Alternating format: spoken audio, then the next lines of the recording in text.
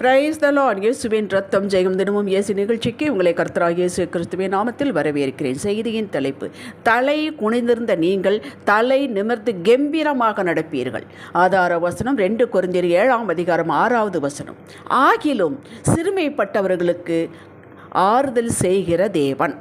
தேவ தயவு பெற்றவர்களே, கர்த்தர் தமது ஜனங்களுக்காக எப்போது வைராக்கியம் உள்ளவராகவே இருந்து வருகிறார். உங்களைத்தான் சொல்கிறார். தம் ஜனங்கள் தம்மை விட்டு பிரிந்து பாகால்களை வணங்கிய போது இவர்களை அந்நியர் கையில் ஒப்புக் கொடுத்தார். அம்மோனியர், மீதியானியர்கள், எகிப்தியர், பெலிஸ்தியர், சீரியர், பாபிலோனியர், இப்படி இஸ்ரவேலை சுற்றியிருக்கும் தேசங்களில் கையில் விட்டுவிட்டார். அவர்கள் இவர்களை சிறுமைப்படுத்தினார்கள். இஸ்ரவேலர்கள் கர்த்தரை நோக்கி முறையிட்டனர். இதற்காகவே காத்திருந்தவர் போல உடனே யார் தம் மக்களை சிறுமைப்படுத்தினார்களோ அவர்களை பழிவாங்கினார். தம் மக்களை உடனே சிறுமையிலிருந்து மீட்டுக்கொண்டார்.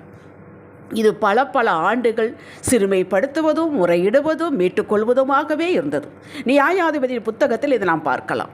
இஸ்ரவேலர்கள் மீண்டும் மீண்டும் தவறு செய்யும் போது, கட்டளைகளை பிரமாணங்களை மீறும்போது, பாகாலுக்குள் பலிபீடம் கட்டி தூபம் காட்டின போது, கர்த்தர் மழை இல்லாமல், விளைச்சல் இல்லாமல், வாதைகளால், வியாதிகளால் சிறுமைப்படுத்தி உணர்த்தினார். அந்நியர் கையில் விடவில்லை. அவரே மறுபடியும் சொல்கிறார் தீர்க்கதரிசி புத்தகத்தில், சிறுமைப்படுத்தினேன், இனி நான் உங்களை சிறுமைப்படுத்த மாட்டேன் என்கிறார். அவரை சிறுமைக்கு உட்படுத்தினார். இது எரேமியா தீர்க்கதரிசி புத்தகத்தில் இதை பார்க்கலாம். தன் மக்களின் பொல்லாங்கான காரியத்தினால் கர்த்தரே அவர்களை சிறுமைப்படுத்தினாலும், அந்நியர் இவர்களை கொடுமைப்படுத்தினாலும், இவர்களுக்கு இது வேண்டும், இன்னமும் வேண்டும் என்று ஒருபோதும் அவர் எண்ணியதில்லை. தம்மிடம் முறையிட்டால் போதும், கூப்பிட்டால் போதும், உடனடி தீர்வை, விடுதலையை கொடுத்து தான் கவனிக்கிறவர் என்பதையும் விடுவிக்கிறவர் என்பதையும் ஆறுதல் செய்கிறவர் என்பதை நிரூபித்துக் கொண்டே வந்தார்.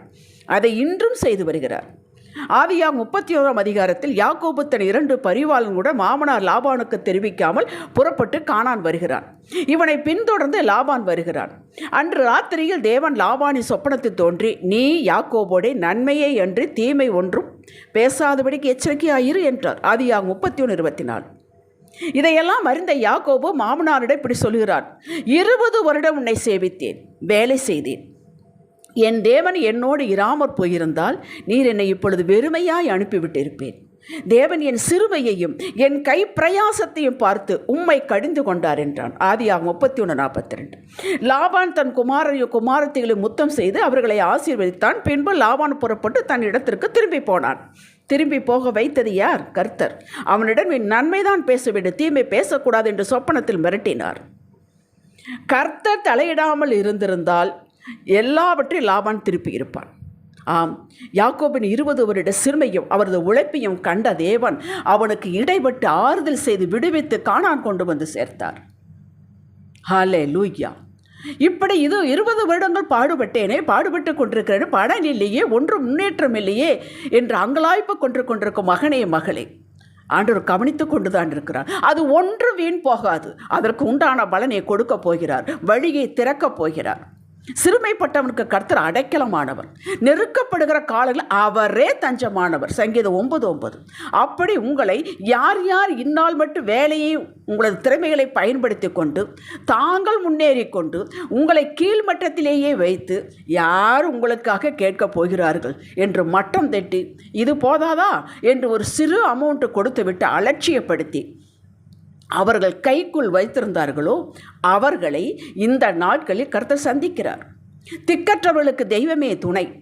அவரே உங்கள் நிலையை பார்த்து ஆறுதல் செய்ய, பரிந்து பேச, உங்களுக்கு சேர வேண்டியகளை, கொடுக்கப்பட வேண்டியகளை கொடுக்க வைக்க இறங்கிவிட்டார். நீங்கள் பயப்பட வேண்டாம். அவர்கள் உங்களை ஒன்றும் செய்ய முடியாது. நியாயம் செய்ய கடவுளே இறங்கிவிட்டார் என்பதை அவர்களுக்கு புரிய வைப்பார். இனி தாமதமில்லாமல் யாரும் கணக்கு போட்டு கேட்க தேவையில்லை.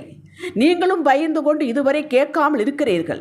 அவர்களாகவே கொடுத்து உங்களை நல்லபடியாக அனுப்பி வைப்பார்கள். இஸ்ரவேல் மக்கள் 430 வருட அடிமை வாழ்வை விட்டு புறப்படும் பொழுது பொன்னோடும் வெள்ளியோடு புறப்பட்டார்கள் என்று பார்க்கிறோம். எப்படி வந்தது பொண்ணு வெள்ளியெல்லாம்? அவர்கள் இதுவரை செய்ததற்கெல்லாம் நியாயமாக கூலி வழங்கப்படவில்லை. ஆகவே எல்லாவற்றையும் கேட்டு பெற்றுக்கொண்டு வாருங்கள் என்று அத்தனையும் பெற்றுக்கொண்டு வந்தார்கள். அப்படி உங்களுக்கு கிடைக்கப் போகிறது. இந்த ப்ராசஸ் எப்படி நடக்கும் என்று தெரியாது, ஆனால் நடக்கும். ஏசாயா 43:6 சொல்கிறது, நான் வடக்கே நோக்கி கொடு என்றும் தெற்கை நோக்கி வைத்திராதே என்று சொல்லுவேன் என்கிறார். உங்களை பார்த்தான் சொல்கிறார். உங்களுக்கு சேர வேண்டியது, வர வேண்டியது யார் வைத்திருந்தாலும் இந்த சென்டென்ஸை சொல்லப் போகிறார். நீங்கள் இயேசுவின் பரிசுத்த இரத்தத்தினாலே விலைக்கு வாங்கப்பட்டவர்கள், நீங்கள் மேன்மையானவர்கள். அவர் உங்களது கண்மலை. உங்களை ஒருவர் சிறுமைப்படுத்த விடமாட்டார், ஏமாற்ற விடமாட்டார், வெட்கப்பட விடமாட்டார். சரீரத்தில் சில பிரச்சனைகள், குறைபாடு, பொருளாதாரத்தில் தாழ்வு, குடும்பம் சின்ன குடும்பம், ஆளுபலம் இல்லை, பணபலம் இல்லை, இப்படிப்பட்ட தம் மக்களை எல்லாம் உள்ளவர்கள் சிறுமைப்படுத்துவது, ஏளனமாக பேசுவது, நடத்துவது சகஜமாகிவிட்டது. ஆனால் கர்த்தரோ இதை வேடிக்கை பார்ப்பதில்லை. இப்படிப்பட்ட தம் மக்கள் இந்த சிறுமையை ஏற்றுக்கொண்டாலும் கர்த்தர் விடுவதில்லை. இவர்களை அவர்கள் கண்களுக்கு முன்பாக உயர்த்தி சிறுமைப்படுத்தியவர்களுக்கு வெட்கத்தை உண்டாக்குகிறார். யாக்கோபுடைய முதல் மனைவி லேயாள், அவருடைய கண்ணு கொஞ்சம் கூச்ச பார்வை, கணவனே சேர்ந்து சிறுமைப்படுத்தினார். கர்த்தரோ அவளுக்கு தொடர்ந்து 4 பிள்ளைகளை கொடுத்து, ஆண்மக்களை கொடுத்து பெருமைப்படுத்தினார். 1 சாமுவேல் 1ஆம் அதிகாரம் 6-15 வசனங்களை வாசியுங்கள். அன்னாள் அவளுடைய சக்களத்திற்கு நிறைய குழந்தைகள், இவளுக்கு குழந்தை இல்லை. அந்த குழந்தை இல்லை என்பதை காட்டி காட்டி அவளை விசனப்படுத்தினாள், சிறுமைப்படுத்தினாள். இவளோ தன்னுடைய இருதயம் முழுவதையும் ஆண்டவரோட கொட்டினாள். சாதாரண பிள்ளையை கொடுக்கவில்லை, தீர்க்கதரிசி சாமுவேலை கொடுத்தார். அவன் ஆசாரியனாக இருந்தான், ராஜாக்கள் அபிஷேகம் பண்ணுவனாக இருந்தான். அப்படிப்பட்ட குழந்தையை கொடுத்தார். மறுபடியும் 4 மக்களை கொடுத்தார். சவுல் தாவீதை எப்பவும் சிறுமைப்படுத்தினான், அவனோ நன்மை செய்தான். இதையெல்லாம் கவனித்து கொண்டே தான் வந்தார். உடனே தாவீதுடைய சிறுமியை அவர் நிறுத்தவில்லை, அனுமதித்தார். அவனை நன்றாக பலப்படுத்தினார். தாவீதை சமஸ்த இஸ்ரவேலுக்கு ராஜாவாக்கினார். அவன் சங்கீதம் 40:17 சொல்லி வைக்கிறான், நானோ சிறுமையும் எளிமையவானவர், கர்த்தரோ என்மேல் நினைவாயிருக்கிறார். கர்த்தரோ இன்று உங்கள் மேல் நினைவாயிருக்கிறார். இந்த செய்தியை கேட்டுக்கொண்டு வருகிற மகனே, மகளே, உங்கள் மேல் நினைவாயிருக்கிறார். நினைச்சுக்கிட்டு இருக்கிற சும்மா இருப்பதில்லை, அதற்குண்டான காரியங்களை செய்வார். வீட்டாரை தாவீதை அழைக்கவில்லை. சாமுவேல் தீர்க்கதரிசி போயிருக்கிறார், அசட்டை பண்ணிவிட்டார்கள். உனக்கு இவ்வளவுதானா பிள்ளைகள் என்று கேட்டு, இல்லை, ஒருவன் இருக்கிறான், ஆடு மேய்த்து கொண்டிருக்கிறான் என்று சொன்னான். வரவழைத்து அவன் வரும் வரை சாமுவேல் சாப்பிடவில்லை என்கிறது வேதம். சகோதரர்கள் மத்தியிலே தாவீதை சாமுவேல் அபிஷேகம் பண்ணினான். 2 தீமோத்தேயு 4ஆம் அதிகாரத்தில் பவுலினுடைய சிறுமை, கைவிட்ட நிலை, யாரும் அவனை ஆதரிக்கவில்லை. அவனோ அத்தனை அபிஷேகம் பெற்றவன், அத்தனை ஊழியம் செய்தவன். அவன் சொல்லுகிறான், கர்த்தரோ, அதாவது 2 தீமோத்தேயு 4:17-18, கர்த்தரோ எனக்கு துணையாக நின்று என்னாலே பிரசங்கம் நிறைவேறுவதற்காகவும் புறஜாதியாரெல்லாம் கேட்கிறதற்காகவும் என்னை பலப்படுத்தினார். சிங்கத்தின் வாயிலிருந்து நான் ரட்சிக்கப்பட்டேன்.